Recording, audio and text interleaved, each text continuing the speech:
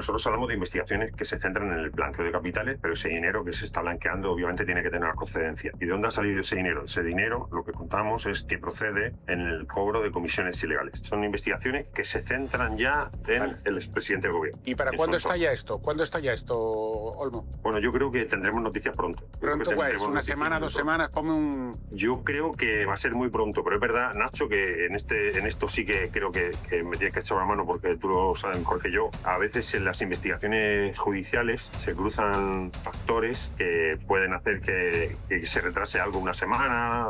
En este caso concreto yo estoy diciendo muy pronto. Lamento no poder dar más datos, es verdad que hay un compromiso y un deber de prudencia. ¿Pero por qué reís? No se puede hacer un dúplex insidiando a una persona diciendo, bueno, no puedo dar más información, no puedo decir más, esto no lo puedo revelar. Te ha contado cosas. Nada. Te ha contado cosas, Nada. Vamos a los hechos. Con cuatro claroscuros y más sombras que claros, lo que se ha hecho ha sido incendiar a Zapatero. José. Hola, ¿qué tal, Juan? ¿Cómo estás? Muy bien, muy bien. A ti te interesa lo de Zapatero, ¿no? Hombre. Pues vamos a hablar con una de las 5 personas del mundo del periodismo que más saben sobre Zapatero, y pongo lo del 5 por no chuparle la polla desde el principio. Pero vamos a hablar con José María Olmo, del Confidencial. ¿En serio? Sí, señor. Privilegios que tienes. Pero qué lujo. Un lujo, porque como es murciano no me ha costado nada conseguirlo. Bueno, es de Cartagena. Va a ser un problema eso durante nuestra conversación. Pero bueno, con vosotros, contigo, José María Olmo.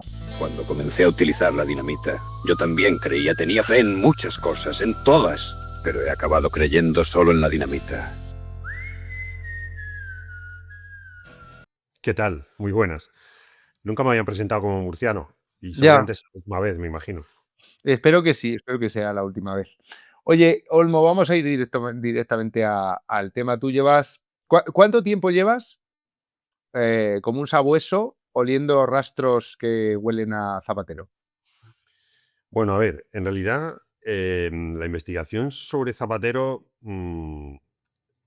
comienza en 2020. Nosotros en 2020 entramos en contacto con una persona del entorno de Europa que nos cuenta mucha información que publicamos luego en 2024 y que tenía relación con Begoña Gómez. Pero en aquel momento ya nos explicaron cuál era la actividad que desempeñaba, que realizaba realmente Zapatero cada vez que viajaba a Venezuela. Claro, solamente sabíamos una parte, pero una de las cosas que nos explicaron es que él cobraba una comisión por ayudar a las empresas españolas que tenían dinero retenido en Venezuela. El sistema de movimiento de capitales de Venezuela es prácticamente incomprensible, es muy difícil de entender. Hay gente que se ha hecho multimillonaria aprovechando estas restricciones, pero básicamente lo que ocurre es que las empresas españolas que estaban operando allí, tenían una actividad, no podían repatriar los beneficios que habían obtenido lícitamente. No podían sacar la divisa. Eso le ocurrió, por ejemplo, a Telefónica, con millones y millones de euros.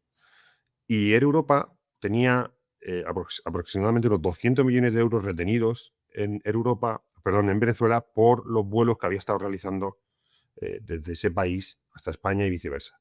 En ese momento, Zapatero se ofreció a Air Europa para intermediar ante el gobierno de Nicolás Maduro y permitir que ese dinero que estaba allí retenido pudiera desplazarse a España, a cambio de una comisión que, según la información que teníamos nosotros, ascendía al 40% del total del dinero que él recuperara.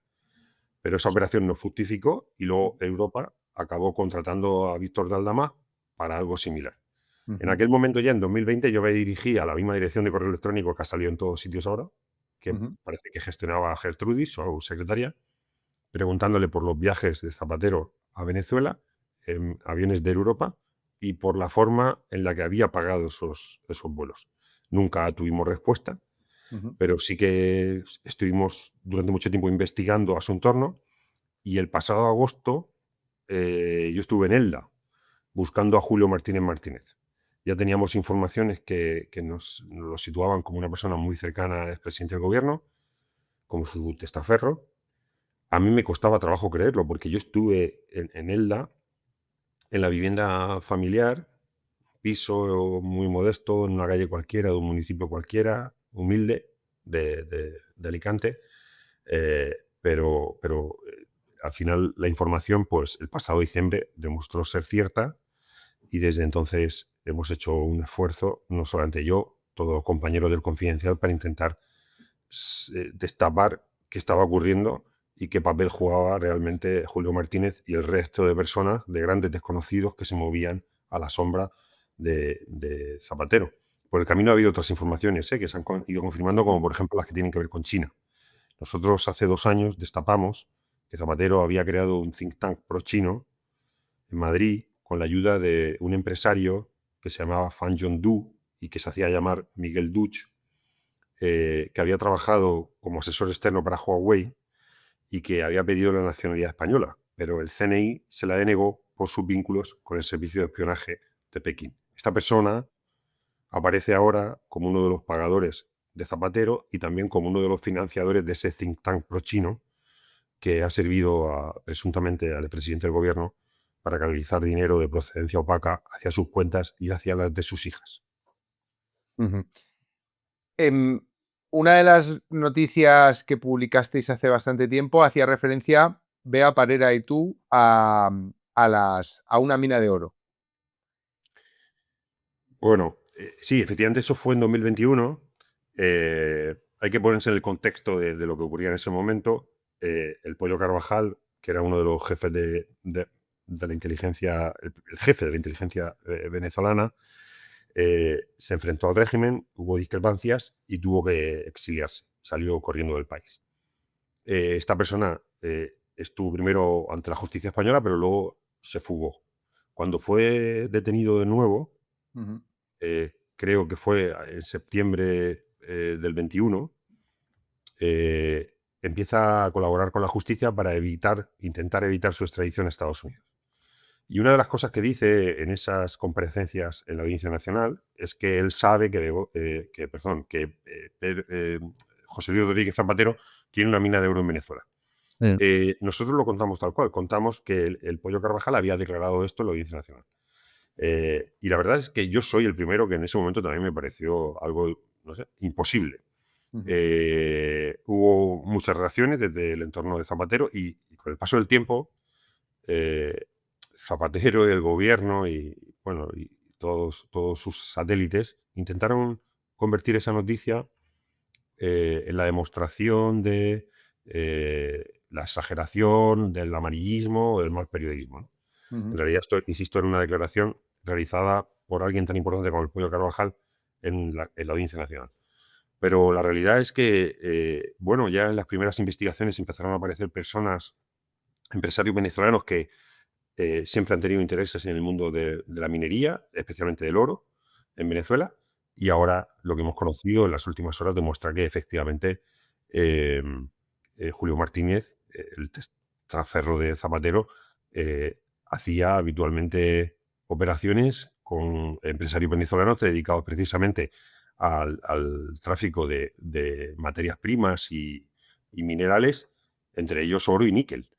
Con lo cual, algo que hace un tiempo nos parecía impensable, ahora cobra sentido. No estamos hablando ya solo de una mina, estamos hablando de proyectos mineros enteros, de grandes concesiones, sobre todo en la zona del Orinoco, una zona terrible donde se alternan las explotaciones legales con la minería ilegal, la desaparición de personas, el asesinato, la utilización de mano de obra infantil y la aparición de organizaciones criminales tan peligrosas como el Tren de Aragua, que tienen mucho que ver, su surgimiento tiene mucho que ver con el intento de controlar zonas enteras del valle de la zona del Orinoco, que son, forman parte o representan uno de los yacimientos de oro más importantes que existen en el mundo en estos momentos, ¿no? Y que es de la poca riqueza que le queda a Venezuela, porque la gente es pobre. Lo que tiene Venezuela son recursos naturales como petróleo y oro y otros minerales, pero ni siquiera tiene la tecnología necesaria para poder explotarlos, ¿no? Pues de lo poco que tiene Venezuela en estos momentos es el oro.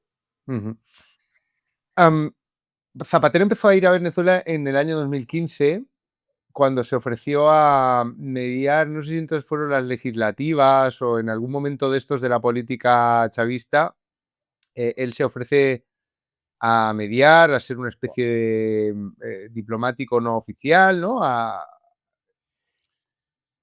O sea, él empieza, digamos, entra en Venezuela amparado en una causa humanitaria. Y lo que has contado antes de cómo intentaba él ayudar también a que las empresas pudieran retirar sus activos a cambio de una comisión, ni siquiera me parece como algo ilegal. No sé si lo es o no. No sé si eso es una actividad ilegal, pero bueno, sería como, oye, es verdad que el porcentaje del 40 suena un poco abusivo quizá, pero es dinero perdido para las empresas, ¿no? O sea, quiero decir, ¿en qué momento la actividad de Zapatero va transformándose en lo que termina cristalizando en el auto y sobre todo en el sumario de la UDEF? ¿O crees que desde el principio tiene un interés espurio y crematístico? A ver, yo creo que va a ser muy difícil averiguar esto. Probablemente habrá que hacer una investigación casi tipo histórico para saber en qué momento él se corrompe.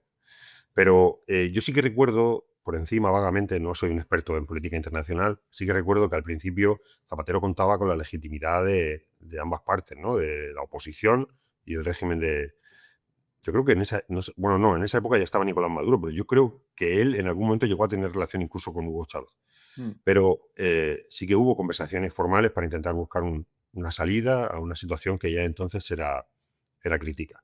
El problema es que con el paso del tiempo, la oposición se dio cuenta, una oposición venezolana que ya estaba absolutamente, no sé, en las cárceles, reprimida, a los candidatos se les echaba de la carrera electoral en mitad del proceso, se legalizaban partidos, se restringía, por ejemplo, las manifestaciones en la vía pública, no había libertad de asociación, no había medios de comunicación tampoco, eso también es muy importante, fue una de las primeras cosas que hizo Chávez y que continuó luego haciendo Nicolás Maduro. Empresarios cercanos a la oposición que también podían financiar estos proyectos también fueron expropiados. En esa situación, pues, la gente quiso confiar, los opositores quisieron confiar en alguien que después de todo no había sido presidente del gobierno de España, un país que, aunque le pese a algunos, pues seguimos teniendo una enorme influencia y un enorme prestigio para los países de Latinoamérica. Y la oposición participó en eso, ¿no? Se agarró a Zapatero como una posibilidad para encontrar una salida. El problema es que con el paso del tiempo la oposición se fue dando cuenta de que en realidad Zapatero era más bien una especie de agente político del régimen para intentar que las cosas siguieran exactamente igual. Y yo creo que eso se acentúa a partir del año 2018, 2019, 2020. Hay declaraciones que, si las vemos ahora en perspectiva, son terroríficas. Yo recuerdo, por ejemplo, cuando la justicia chavista expulsó a María Corina Machado del proceso electoral, José Luis Rodríguez Zapatero vino a decir algo así como que, bueno, que no era lo importante es que iba a haber elecciones, ¿no? Todos sabemos luego qué elecciones hubo. Pero creo que sin esta influencia política, sin esta labor de Zapatero como colaborador necesario del régimen chavista, de la dictadura, de la represión, de la disidencia, no se habría podido lucrar luego con estas cosas que estamos descubriendo. O sea, no habría podido actuar como agente de Europa ni de otras compañías españolas que tenían dinero atrapado en Venezuela, ni tampoco, por supuesto, habría tenido la capacidad de interceder ante Nicolás Maduro y Delcy Rodríguez para que empresas españolas o chinas o de Emiratos Árabes se llevaran concesiones de oro, barcos cargados de petróleo o incluso otro tipo de negocios como los que hacía su hombre en Venezuela. En Venezuela no se mueve un papel sin que el chavismo quiera, y lo que ha descubierto esa investigación, y esta es otra de las cosas que estuvimos mirando nosotros en el Confidencial hace tiempo, es que hay una persona que se llama Manuel Fajardo, hijo de un senador del Partido Socialista por Lanzarote, que tiene un emporio en Caracas. Y ese emporio se ha creado gracias a la colaboración y a la ayuda del mismo régimen chavista, que mandaba a otras personas a cárceles donde los sometía a todo tipo de torturas. El problema es que yo creo que por una parte sí que puede ser un exceso de candidez y otro por mala fe, él se creó una cobertura dando la apariencia de que en realidad estaba persiguiendo la defensa de los derechos humanos y que estaba colaborando en la liberación de presos políticos. Esto en realidad es falso. él lo que estaba haciendo era colaborar con el régimen en exiliar a las personas que le molestaban al chavismo. Como si de repente, voy a poner un ejemplo tonto, pero seguro que todo el mundo lo entiende. Vamos a imaginarnos que de repente alguien llega y dice, oye, yo estoy dispuesto a acoger a Gabriel Rufián, el gobierno de Indonesia. Pues a lo mejor mucha gente de cierta ideología no tiene ningún problema en que Gabriel Rufián se vaya a Indonesia o a Nueva Zelanda. Pues esto era lo que hacía sistemáticamente Zapatero, ayudar a sacar de la circulación a todos aquellos líderes de la oposición que molestaban al régimen porque tenían capacidad de movilización, porque tenían capacidad de ser una amenaza real para ese poder omnímodo absoluto que ejercía el chavismo. Es que Zapatero colaboró en eso. Y sin embargo, cuando aparecía en los medios de comunicación nacionales o cuando sus periodistas de confianza o medios de confianza o políticos querían aprovecharse de su figura o incluso engrandecerla, utilizaban los presos políticos al revés, le daban la vuelta. Parecía que era él que los había salvado de, en realidad, algo que nunca debería haber ocurrido, porque ese régimen hacía mucho tiempo que no debería haber ocurrido. Y eso lo podemos aplicar a todo. En China igual. O sea, realmente Zapatero ha tenido una influencia gigante en el giro de la política exterior española hacia Asia. Nosotros hemos pasado de ser un país alineado con la Unión Europea y con el eje transatlántico, con Estados Unidos, a convertirnos en una especie de aliado de los países pues del tercer mundo o de países en vías de desarrollo. Valga la redundancia, de los países no alineados. Esto es un retroceso porque cualquier país quiere formar parte del club de la Unión Europea, formar parte del primer mundo. Pero hace 3 semanas, 4, hubo en Barcelona una cumbre con países que forman parte del entorno BRICS. Y nadie ha hecho más para apoyar en Occidente, nadie ha hecho más relaciones públicas por el entorno BRICS que Zapatero. Es una especie de lobista político de Rusia, India, China, Sudáfrica y Brasil. Y ha colocado a gente en ese entorno, igual que el Grupo de Puebla, que es un grupo de países en vías de desarrollo. En este giro extrañísimo, ha conseguido que España dé un paso atrás y volvamos a la situación de los años 60 o 50, donde la dictadura franquista no era reconocida por ninguna primera potencia, ¿no? O tenía un grado, desde luego, residual, ¿no? No tenía las relaciones que hemos ido construyendo con el paso del tiempo.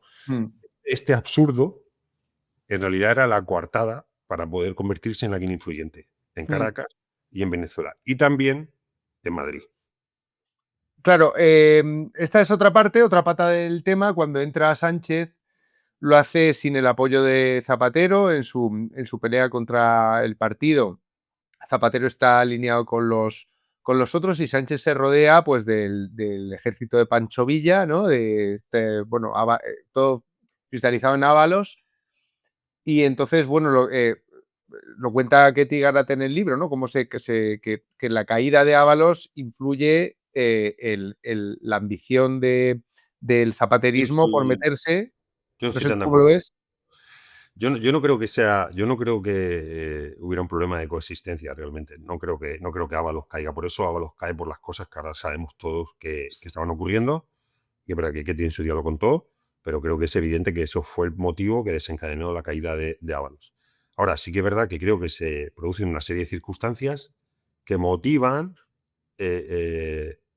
que al final Zapatero tenga tanto espacio libre que se expanda como un gas noble. Por un lado, se da una coyuntura en la que el Partido Socialista ya no solamente necesita a Podemos, necesita también a los partidos independentistas. Y si algo ha hecho Zapatero en estos años, ha sido tender puentes con los partidos independentistas. Nadie ha tenido tanta simpatía por el independentismo, nadie ha fomentado tanto esta ideología como Zapatero, con decisiones desastrosas como por ejemplo la reforma del Estatut, pero luego también con una forma de entender el fin de ETA le agradaba mucho a la antigua Batasuna. Yo creo que Zapatero encuentra vía libre para crecer porque los principales apoyos de efectivamente un ejército de Pancho Villa, en el que Pedro Sánchez se rodea de personas ya morales, ¿no? De los parias de la política, de los parias del Partido Socialista, los que no quería nadie. Ve que empiezan a fallarle o tiene que ir soltando lastre, provocan que Zapatero se convierta en una figura imprescindible para dotar a su gobierno de un aura de progresismo, de una autenticidad de la que Sánchez carece. Yo creo que estamos todos de acuerdo en que Sánchez es una persona sin ideología, que solo busca el poder como fin, mantenerse ahí, resistir como sea. Y Zapatero le daba esos matices que él no podía aportar, ni él ni la gente de su entorno. Y luego está la parte de la negociación con los independentistas en Ginebra, con Junts. Al final, Zapatero también se convierte en un negociador en jefe, conoce la estructura internacional de estas asociaciones como la Henri Dunant, porque las usó, por ejemplo, para negociar con ETA, la que interviene, conoce de la mano de Baltasar Garzón, otro personaje que tarde o temprano acabará emergiendo, pues a un diplomático salvadoreño para poder hacer de mediador.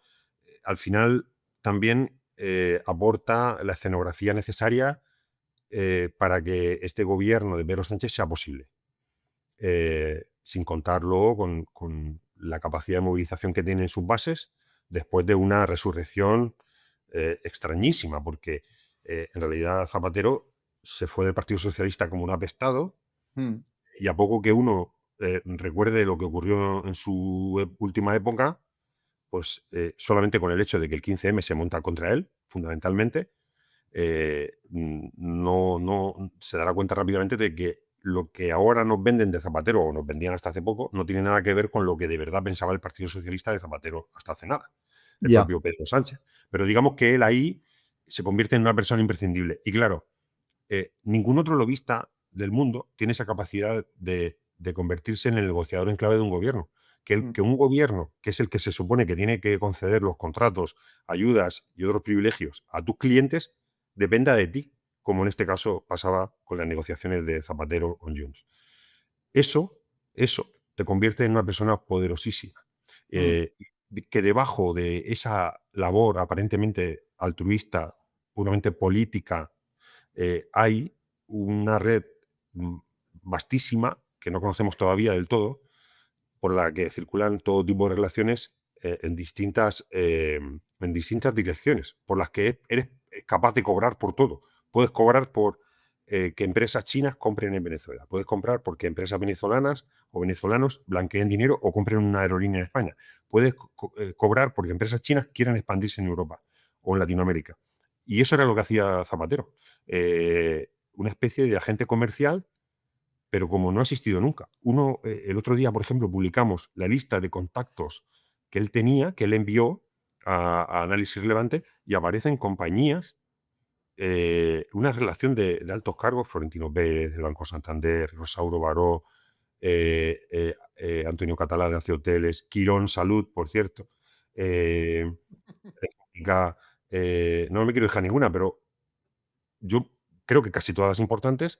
Y también salen muchas empresas chinas, grandes multinacionales chinas, como Huawei, Weibo, Costco, el China Railway Construction, que es una de las mayores constructoras del mundo. Esa es la que compra Aldesa, ¿no? Compra Aldesa, exacto.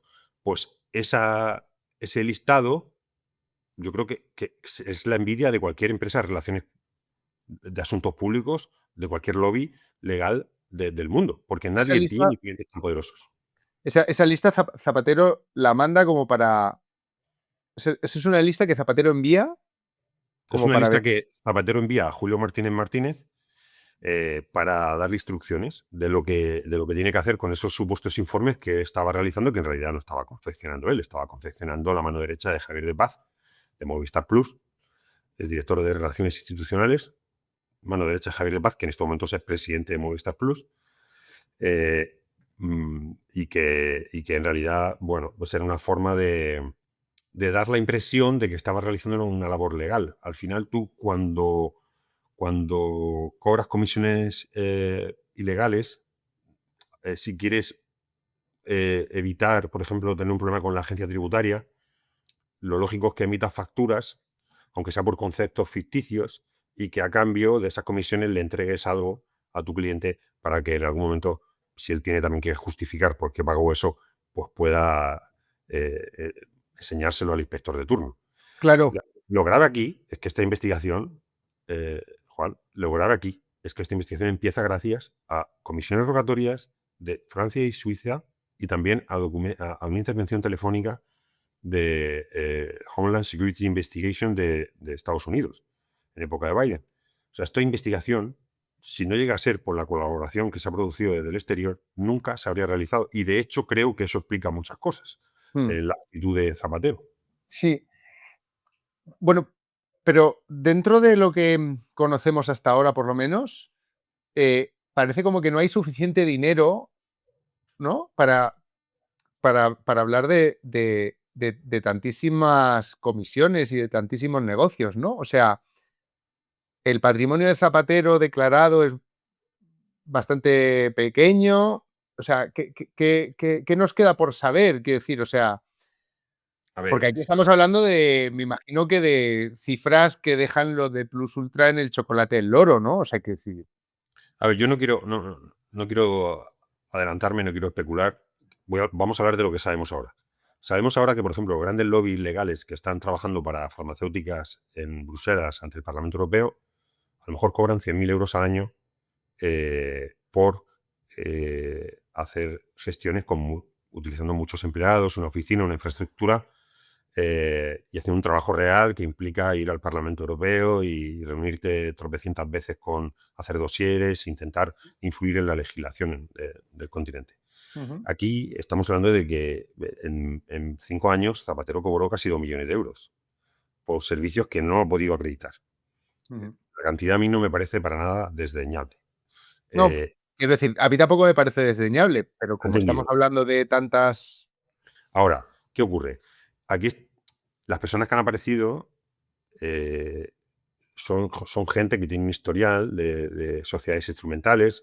Han aparecido ya algunas en Islas Vírgenes, en Dubái, creo, en Emiratos. Y también hay cuentas en Suiza que no se han investigado todavía, cuentas en Miami y movimientos en materias primas que probablemente va a ser muy difícil localizar. Algunas de las empresas que le pagan a Zapatero, por ejemplo, están en Hong Kong. Hong Kong es un paraíso fiscal utilizado habitualmente, yo creo que de los más opacos del mundo, utilizado sobre todo por China para triangular operaciones. Yo creo que es muy pronto para localizar, para saber a cuánto asciende el dinero presuntamente cobrado por Zapatero y su entorno. Y yo creo que también estoy de acuerdo en que va a ser más alto, pero no es fácil.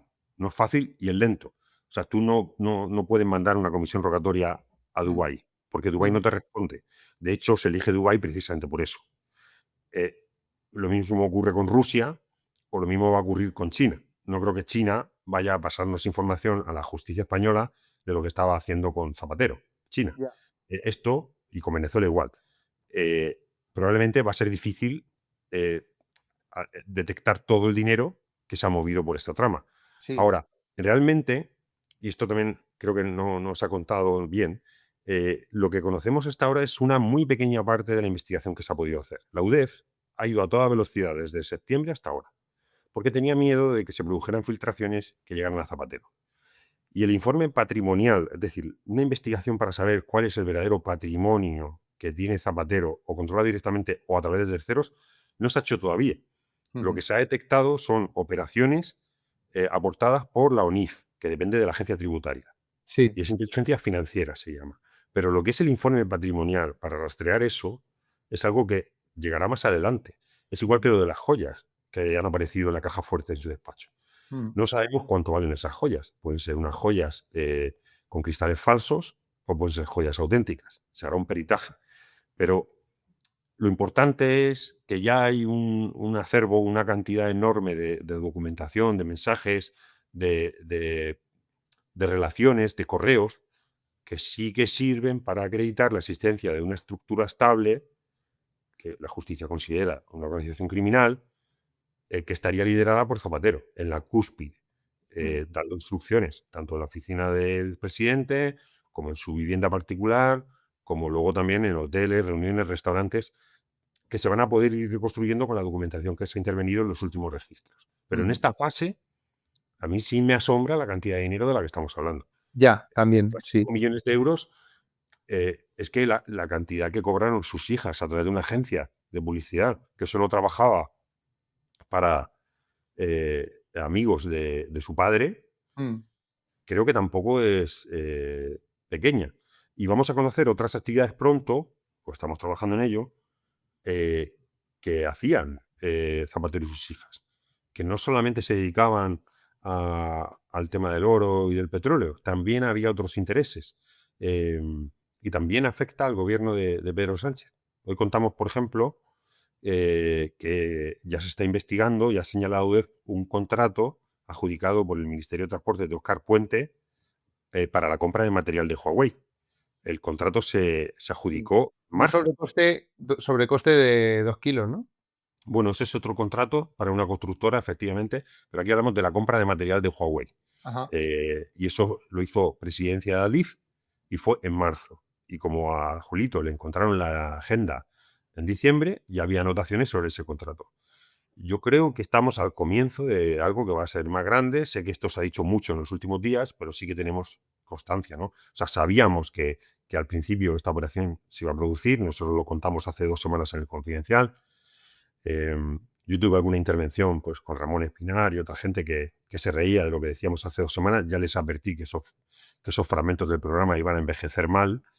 Y ya vimos lo que pasó el martes pasado, ¿no? Con esa comunicación de imputación y con esos registros. Y creo que va a ocurrir más adelante, que van a seguir saliendo cosas, van a seguir apareciendo detalles que sorprenderían a cualquiera, vamos, que tuviera un mínimo compromiso con la verdad. Sí. Sé que hay gente por ahí llorando, arrastrándose por los platos de televisión, haciendo lectura sentimentaloide de un fraude personal o político o gente incluso que está haciendo todo lo posible por desvirtuar las pruebas que existen en contra de la trama, ¿no? Gente que no hubiera hecho lo mismo, desde luego, si esta investigación hubiera afectado a Alfa y Juan Carlos o a cualquier político del Partido Popular. Pero creo que lo tiene mal, lo tiene muy mal y vamos a ver qué ocurre. Te quiero preguntar 3 cosas más. Hay una palabra que no has mencionado, pero que, bueno, alrededor de Venezuela, pues se sabe que tú has dicho, la riqueza que tiene Venezuela, lo que le queda es lo que hay en las minas, tal. Pero, y la droga también es una riqueza de Venezuela, ¿no? Quiero decir, el narcotráfico. Y distintas informaciones que se han ido publicando, a veces se ha mencionado el tema del narcotráfico, simplemente como, sin revelar nada o sin pillarte los dedos o lo que sea, ¿existe alguna posibilidad de que la palabra narcotráfico aparezca? Porque a mí me han dicho que en Estados Unidos puede que la DEA también tenga algo que aportar en todo esto, ¿no? Pero no sé hasta qué punto esto que estoy diciendo es cosas leídas por ahí o... A ver, a mí no me parece descabellado en este momento. Y ya solo eso, creo que no sé, que haría vomitar una cabra. La mera posibilidad de que eso sea así. Yo no tengo elementos suficientes para poder confirmarlo. Vale. Insisto, es que me parece, por un lado, no me parece descabellado, por otro lado, que un expresidente del gobierno pueda tener algo que ver con esto, no sé si estamos preparados para eso, ¿no? Pero, claro, es que es una posibilidad. Estamos hablando de que Venezuela es un narcoestado. Por eso. Y cuando tú tienes relaciones con un país que está buscando formas de sortear el bloqueo occidental al oro y al petróleo, pues es que el chavismo tenía un problema similar con la cocaína, ¿no? Olmo, y yo aquí ya te digo, o sea, hablo un poco de las campanas al vuelo y tal, que no... Pero hubo mucho interés por una aerolínea. Con poco. Sí, pero mira, yo de verdad, yo sé que se han publicado muchas cosas en las... yo no me quiero aventurar a decir cosas que no tengo confirmadas, porque es que es verdad que lamentablemente en los últimos años, y en esto soy muy crítico, hay mucha gente que ha publicado cosas a la ligera por impresiones o porque una fuente le contaba algo sin más, y que le ha dado argumentos al gobierno para meter a todos los medios de comunicación en el mismo saco. Creo que en esto hay que ser prudente. Si eso es así, lo sabremos y lo contaremos y se podrá demostrar. Pero creo que me cuesta trabajo creer que y sé por dónde vas, pero que una aerolínea comercial utilice sus bodegas para transportar cocaína. Y más aún cuando en algún momento esos aviones hacen escala en España. A mí eso me cuesta mucho trabajo creerlo. Creo que hace falta ser más sólido. Igual que he escuchado gente decir que Zapatero ha viajado en el Falcon cuando dejó de ser presidente. Eso es mentira. Es falso. Y creo que no conviene exagerar, porque creo que la información es mucho más sorprendente de lo que jamás habríamos imaginado. Claro. En relación con esto también, no has mencionado Marruecos, y no sé si Zapatero tenía relación con Marruecos o no, pero desde luego en nuestra relación con Marruecos durante el gobierno de Pedro Sánchez han pasado cosas muy raras, quiero decir. Es que también te digo, o sea, este tipo de preguntas más especulativas se deben a la gran desinformación que hay sobre nuestra política exterior, porque no nos han explicado muchas cosas, no han pasado por el Parlamento, no se han debatido, se han tomado decisiones que a uno a veces le resulta difícil entenderlas sin el elemento conspirativo de que haya gente ganando dinero con cosas, o sea, de que haya cosas debajo de las alfombras, ¿no? Entonces tú en todo este rato que hemos hablado, no has mencionado la palabra Marruecos. Y te pregunto, ¿hay ¿está Marruecos entre los países que hayan salido en esas listas de posibles colaboraciones en las que Zapatero te podía... o sea, ¿qué pasa con Marruecos y Zapatero? A ver, yo creo que a mí me falta información. Sé que hay viajes a Marruecos que se han pagado con este dinero, con el dinero de Julio Martínez Martínez. Utilizó análisis relevante para pagar muchos desplazamientos y entre ellos hay viajes a Marruecos. Pero me falta información. Estamos hablando de un país, cuando estaba gobernando, por ejemplo, el Partido Popular, un verano, el rey Mohamed VI estaba con unos amigos en una lancha cerca de aguas españolas. Lo abordó una patrullera de la Guardia Civil. Eso provocó una crisis brutal que forzó al secretario de Estado de Seguridad, Francisco Martínez, de la época, a desplazarse corriendo a Marruecos a pedirle perdón al rey, simplemente porque una patrullera de la Guardia Civil lo había confundido con un narco. Esa es la realidad. Eso desató una avalancha de inmigrantes irregulares hacia España.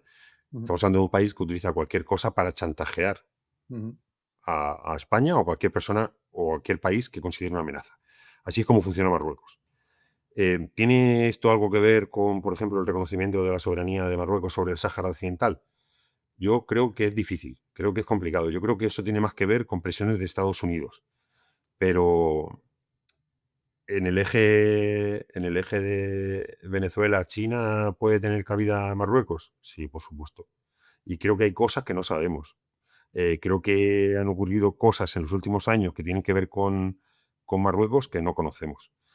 Ahora, a mí me parece que ni por las materias primas, ni tampoco por los sitios a los que acudía tradicionalmente, ni tampoco por los puntos fuertes de Zapatero, que eran China y Latinoamérica, Marruecos va a tener un papel muy relevante en esta causa, pero me puedo equivocar. Ya. Vale, y ya para ir terminando, yo te quiero preguntar por... hablando de teorías de la conspiración, he estado viendo muchas esta mañana en Televisión Española, porque entre la defensa militante de José Luis Rodríguez Zapatero, que se emite con Tu dinero y el mío en la televisión de todos, yo sí que detecto trazas de teorías de la conspiración. Quiero decir, en la defensa de Zapatero se está empleando pues un pensamiento, como, por decirlo suavemente, especulativo. Tú que tienes información y a veces privilegiada o no publicada o que no sé, que vais dosificando los periodistas de investigación hasta tenerlo todo muy atado. Pero tú con lo que sabes, ¿cómo o sea, primero, ¿cómo describirías las defensas que se están haciendo públicamente de Zapatero y cómo contrarrestarlas? Quiero decir, si te pillan un debate y te dicen... Bueno, a ver, yo creo...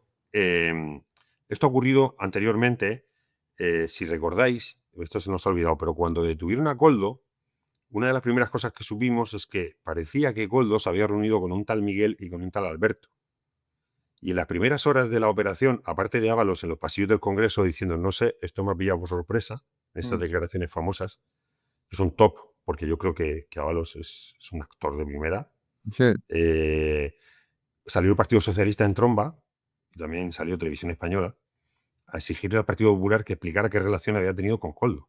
En un momento en el que ellos ya sabían que Koldo había sido asesor y chofer de Sánchez. Aquello, obviamente, quedó en nada y la mentira, el bulo fue mutando.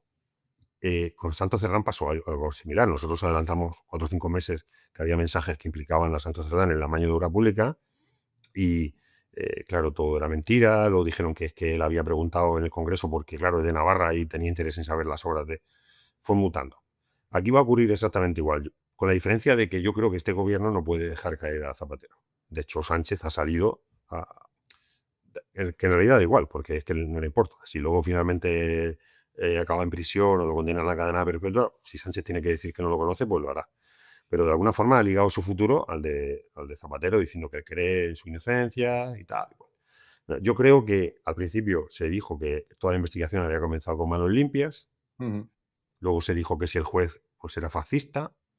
Luego se dijo que el otro día leí que el juez había copiado los informes de la policía, lo cual es sorprendente porque, no sé, podría haber copiado un libreto de Zarzuela o algo, pero no, pero copió unos informes de la policía.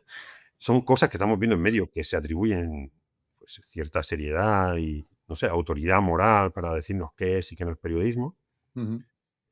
Y ahora están ya intentando ver si puede haber incongruencias en los informes, ¿no? Hemos visto a un presentador muy importante de Televisión Española decir que a lo mejor los 10K o los 6K son metros. Kilómetros. Son carreras, son kilómetros. Bueno, yo creo que la verdad se acabará imponiendo. Y es difícil porque, mira, nosotros destapamos el caso de Begoña Gómez, como tú bien sabes, hace 2 años, y hemos luchado contra todo tipo de mentiras y presiones y estrategias. El lunes por la mañana, antes de que las partes tuvieran el informe de Begoña Gómez, el Estado, El País y la cadena SER salieron ya publicando la versión que le interesaba a Moncloa, diciendo que no había nada en las cuentas. La realidad es que ese informe compromete mucho, más aún, el futuro judicial de la mujer de Pedro Sánchez. Y probablemente cuando llegue ese momento habrá gente que se lleve las manos a la cabeza diciendo que cómo es posible. Bueno, pues aquí va a ocurrir probablemente lo mismo. Yo creo que ellos irán poco a poco buscando fórmulas para intentar plantearle, entregarle a su gente, dosificarle una versión alternativa de la realidad que le libere de esa angustia que sufren por la caída de su ídolo en el sentido bíblico. Sí. Y no creo que en ningún momento vayan a ponerse a llorar delante de la cámara y reconocer que están mintiendo. O sea, si alguien cree que esto va a ocurrir, pues que se olvide. O sea, ni Sánchez, ni Zapatero, ni los presentadores de Televisión Española van a hacer un acto de contrición y van a pedir perdón a la audiencia por mentir como bellacos. Esto en realidad forma parte de una estrategia donde hay mucho dinero en juego, donde hay muchos contratos de consultoría, donde hay gente que ha encontrado una misión en la vida, que eran absolutamente repudiados por la profesión porque no tenían prestigio ninguno y ahora ven que tienen programas en prime time. Esto va a ocurrir durante todo el tiempo que dure esta investigación hasta que a Sánchez deje de interesarle. Porque llegará un momento, esto ocurrirá, en el que o bien porque haya otro gobierno, o bien porque estalle otro caso de corrupción, o bien porque en el cálculo político de Sánchez ya no necesita a Zapatero para nada, pues la gente se olvidará y lo repudiará, igual que hicieron con Santos Cerdán. Recordad la última comparecencia de Santos Cerdán en el Senado. Estuvo solo, nadie del PSOE se acercó a saludarlo, él mismo reprochó en público que su partido lo hubiera dejado caer. Está en una casa en Milagro esperando un juicio que le puede llevar a la cárcel pues, de 20 años. Yo creo que Zapatero al final, en el momento en el que para ciertos medios de comunicación deje de ser el baluarte o la pieza que necesitan para mantener vivo su relato, pues se convertirá en un juguete roto. Y creo que hay motivos para sostener que, desde luego, él no ha sido víctima de un accidente. Porque hay una teoría también que está circulando, bulo, y es que todo esto lo hizo Julio Martínez sin que lo supiera Zapatero. Ya es raro. Y claro, yo lo que propongo es una lectura entonces alternativa. Y es que todas las personas estas que formaron parte del entorno de Zapatero, un día tuvieron una alucinación colectiva, se convirtieron en una especie de la secta del templo del Sí. pueblo de Jim Jones, Sí, y decidieron colaborar, pero sin que lo sí, supiera Zapatero, claro. para formarse, y Sí. como luego se sentían mal porque no se lo habían dicho a Zapatero, le ingresaron 2 millones de euros en su cuenta. Es que Esta gente- has dicho exactamente lo que dije yo el día que me leí el auto. Dije, es que solo una hipnosis colectiva, dije yo, puede explicar que Zapatero no se enterase aquí de lo que No. hacía. Que muy parecido a lo de Sánchez, ojo, que Sánchez se ha rodeado de personas en su familia y de ministros y Sí, de sí. secretarios generales y de líderes morales y de que también oye, que han estado haciendo todo esto sin que él supiera absolutamente nada. Pues creo que yo le deseo mucha suerte al abogado de Zapatero si va con esa estrategia a la Audiencia Nacional. Porque No, lo veo el abogado muy- va a ir a defectos de forma y siendo un procesalista como es, este tío, o sea, este abogado es la mejor elección que podía hacer Zapatero, porque al ser la causa tan compleja y tal, defectos de forma, es fácil que se le cuele alguno al instructor, etcétera, ¿no? O sea que yo creo que la defensa real de Zapatero va a ir por lo procesal y por decir, esto hay que desestimarlo porque hay este defecto, Pero mira, ha contratado un Terminator, ¿eh? O sea, sí, pero a ver, Calama es un juez muy sólido. sí, sí, Serio, que yo creo que uno de los principales problemas que tiene el entorno de Zapatero es que es difícil destruir el prestigio de alguien como... Pero lo van a hacer, lo van a pero hacer. Olmo no es destruir el prestigio, es que eso no. Pero es como en términos procesales, trasladándolo al periodismo, tú eres un periodista extraordinariamente serio y ve a parer a otra, ¿no? Pero si en procesal lo que se puede conseguir es que, porque se os cuele una coma mal puesta en un párrafo, ese párrafo no se pueda ya leer. No, te he entendido, te he entendido. Y además hay por eso. decisiones que son controvertidas, y estoy de acuerdo contigo. Pero lo que quiero decir es que, a priori, estamos hablando de gente solvente. La fiscal anticorrupción que lo lleva es con muchísima Sí, sí. experiencia en casos de todo tipo. Aquí ha habido salas superiores que han avalado la instrucción. Además, el juez ha sido extremadamente garantista. Te puedo asegurar que en otro caso similar, el investigado habría sido detenido, el Y mismo su martes casa por la mañana, registrada. Y su casa registrada, y habría dormido en los calabozos de Moratalaz. Y Sí. habría pasado a disposición judicial el viernes pasado, no cuando él quiera. El auto de imputación, por ejemplo, de cualquier investigado de la Audiencia Nacional no tiene 85 páginas, Ya. tiene 3 o 4. Ha sido extremadamente garantista. Yo creo que a pesar de todo eso, obviamente Zapatero va a intentar defenderse, se lo faltaba, y va a contratar a un abogado para intentar buscar una nulidad. Vale. Pero creo que paralelo se ha intentado, y va a ocurrir, va a haber también una estrategia para intentar matar civilmente a todas las personas que estén participando en esto, en la investigación. Porque para eso se crearon, por ejemplo, las cloacas de Leire Díez, hija de Pedro Set y de Santos Cerdán. Y cuando estas cloacas las destapamos, pues lo siguieron haciendo a cara descubierta en Televisión Española. El Sí. objetivo es también ejercer una presión sobre las personas que tienen que hacer ese trabajo. Y yo creo que en el futuro cercano, la estrategia va a ir por ahí. La estrategia va a ir por cuestionar el peritaje que se haga de las joyas que han aparecido, por ver si en realidad hay un folio mal numerado en uno de los atestados de la UDEF, por ver si ha puesto una palabra con B en lugar de con V. Sí. Ese tipo de cosas van a servir para intentar generar ese relato alternativo que te comentaba antes. Vale, bueno, la última pregunta siempre la hace José. Hazla rápido que se tiene que ir a comer. Joder, pues tenía 2. Bueno, no sé si puede. Él te dirá. Puedo. Muy rápido, Olmo.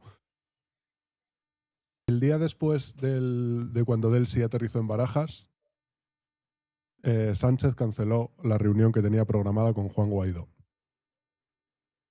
¿Vale? Entonces, es una cosa esto más mía. ¿Nos vamos a enterar alguna vez de lo que pasó esa noche realmente? Porque el cuento este de nos enteramos con el avión en tránsito de que no podía pisar Europa y ministros en Barajas a la 1 de la mañana y tal. A ver, yo Yo, José, sí que creo que hay algo de eso. O sea, sí que creo que hay una chapuza ahí gigante. Estaban montando una visita de Delcy Rodríguez a España para agasajarla. Zapatero era uno de los interesados en eso, pero también Víctor de Aldama, que también tenía negocios en ese momento con ella. Ella quería ir a un médico y tenía ya una cita agendada en Madrid. Quería irse de compras, que no puede hacer en Caracas porque algunos de los productos que puede encontrar en Madrid, por desgracia, no están disponibles para ella en Caracas ni para el resto de la población. Y Zapatero, o sea, y Sánchez sabía que venía porque hay un mensaje que lo demuestra. Nos mintieron más de una decena de veces y no ha pasado nada, pero nos mintieron. Ahora, yo no creo que esa noche ella viniera con 40 maletas. A mí esa tesis también me parece descabellada. Creo que sé que es una de las cosas que se ha dicho. Entre otras cosas porque no necesitaba venir ella en su propio avión con el oro ni nada por el estilo. Es que hay operaciones de venta de oro que han aparecido en otras partes del sumario del caso Coldo. Claro, hay que pensar que España, que tiene una voz, habla con una voz más alta en la Unión Europea en asuntos que tienen que ver con Latinoamérica, ha hecho todo lo posible para proteger al chavismo. Todo lo posible. Y lo ha hecho porque esa era una de las cosas que exigía Zapatero. Zapatero, y no solo Zapatero, porque estamos hablando de Zapatero, pero cada vez que alguien dice que el gobierno de Zapatero fue el gobierno más limpio de la democracia, se muere un gatito. En ese gobierno estaba Moratinos, estaba José Bono, estaba gente que si nos pusiéramos a escarbar un poco solo, no tanto como con Zapatero, pero solo un poquito, pues empezaríamos a ver que han cobrado comisiones de países que escandalizarían a cualquiera. Entonces yo creo que obviamente todo lo que tenía que ver con la política exterior de España en Venezuela, con la labor vergonzosa de Álvarez, haciendo todo lo posible para levantar las sanciones al régimen chavista y no brindar protección real a la oposición, a Mariana Corina Machado, porque a Mariana Corina Machado en los medios de comunicación españoles le han intentado matar también civilmente, ha sido gracias a Zapatero, ha sido para cumplir con las exigencias de Zapatero, para que Zapatero pudiera seguir forrándose, única y exclusivamente, pisoteando los derechos, las libertades y a veces las vidas de las personas que se han enfrentado a un régimen tan terrible como el de Nicolás Maduro y de Delcy Rodríguez. Claro. La última, muy rápida, es un poco de... Yo tengo mucha tendencia a ponerme el gorro de papel de plata. ¿Cómo ves tú esto que se habla tanto de la voladura controlada con todo el tema Zapatero? Tampoco, no. Yo, es que las conspiraciones a mí se me dan mal. Las trabajo poco. Mira, es verdad que en 8 años la UDEF no ha hecho ni una sola investigación contra la corrupción. La policía ha hecho una investigación que fue muy importante, que salió en todos los medios de comunicación, que fue la que afectaba a Nacho Cano. Pero todos sabemos cómo terminó esa investigación. Sí. Esa es la que ha hecho la Policía Nacional más importante. Y no es porque no haya agentes preparados, no es porque no haya funcionarios en la UDEF con ganas de trabajar y con ganas de investigar los casos de corrupción. Es porque cada vez que alguien presentaba un documento que tenía que ver con algún caso de corrupción, se metía en un cajón. Eso ha ocurrido durante 8 años. Y Zapatero, en gran parte de la conducta, esto de utilizar a sus hijas, de ir por ahí pavoneándose de que no le iba a ocurrir nada, porque llegaron a prometerle que no se preocupara, que nadie lo iba a imputar nunca jamás. Por eso aparecieron las joyas en la caja fuerte de su despacho. Llegaron a prometerle, perdona, Olmo, el Ministerio del Interior llegó a prometerle que nunca iba a ser imputado. ¿Y eso cómo lo sabemos? Bueno, lo sabemos porque tenemos fuentes y el propio entorno de Zapatero lo ha reconocido. La sorpresa que se produce en las últimas semanas, cuando ya empieza a ver que hay informaciones que ya apuntan a que prácticamente seguro que se va a producir una operación, descoloca por completo a Zapatero. Y de hecho él se iba a ir a Venezuela 2 días después de las elecciones. Se iba a Caracas. El mismo día que le entregan la citación como investigado, se iba a Caracas. Y supongo que le pilla por sorpresa al ministro del Interior, lo que me hace pensar que ha habido funcionarios de la UDEF trabajando a escondidas de sus jefes. No. Eso sí que no es una conspiración. Eso es así. Eso ha ocurrido así. Qué huevos. Sí, es que yo no soy tampoco de loar mucho al que cumple con su obligación. Es verdad que esto es la obligación de los agentes de la policía, pero es que la actitud y el trabajo de esta gente durante estos meses ha sido heroica. Estamos hablando de septiembre a mayo, a toda velocidad, sin fines de semana, echando horas extra, y son funcionarios, para intentar que esta investigación llegara hasta el final sin una filtración y con éxito. Calladamente, en secreto, encapsulados. Algunos mandos de la UDEF, de la gente que estaba haciendo esta operación, lo sabía, pero el secreto se guardó para evitar que pudiera llegar un chivatazo. Esto ha sido posible gracias a que ha habido, insisto, colaboración internacional, y ha habido una fiscal anticorrupción llamada Elena Lorente que ha creído en este caso y que lo ha empujado. Y que ha habido jueces como el del número 15 de Plaza Castilla y José Luis Calama que han apostado por esto. Y que ha habido gente de la UDEF que han decidido llegar hasta el final. Pero si no llega a ser porque todos estos funcionarios han tenido un comportamiento, insisto, heroico, esto nunca se habría descubierto y nunca habríamos sabido ni la mitad de lo que ahora conocemos. Ya no te digo lo que queda por conocer. Pensar que esta operación, estas cosas que conocemos, tienen algún efecto positivo en Zapatero es ridículo. Es ridículo. Esto creo que demuestra exactamente cuál era la actividad que realizaba. Creo que, desgraciadamente, para el PSOE lo desactiva como activo político, activo electoral, y evidentemente le genera un problema penal gravísimo, que no hay detonación controlada que sea capaz de evitar. Y diré más. En realidad esta es una investigación, pero hay más investigaciones. Hay más investigaciones. Y esas investigaciones no se van a ver alteradas por lo que haya hecho la UDEF. La UDEF va a seguir su camino, seguirá trabajando, y luego habrá otras investigaciones que irán a su ritmo y ya veremos qué pasa con ellas y cómo acaban. Pero esto no es algo, desde luego, que el gobierno quisiera que hubiera ocurrido, y si no ocurrió antes fue porque entre las precauciones que tuvo la policía y la justicia fue que esto no estallara en plena campaña de las elecciones andaluzas. Si no, habría ocurrido. Joder, bueno, a mí me quedan muchas preguntas por hacer. Cada ratito que hablas es como se encienden muchas bombillas.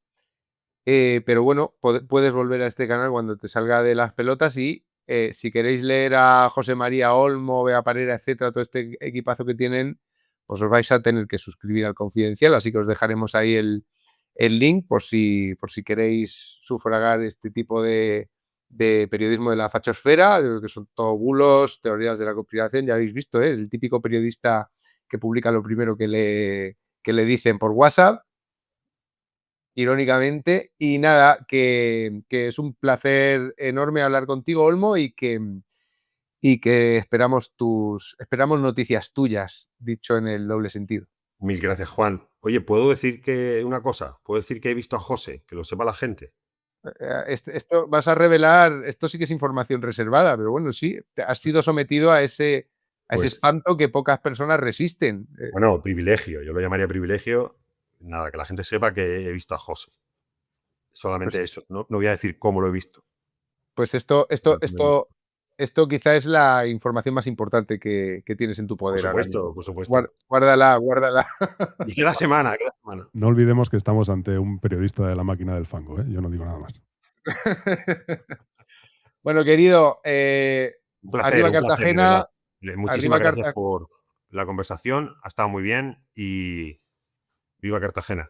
Eso, viva Cartagena. Hasta luego, querido. Adiós. Un abrazo muy grande.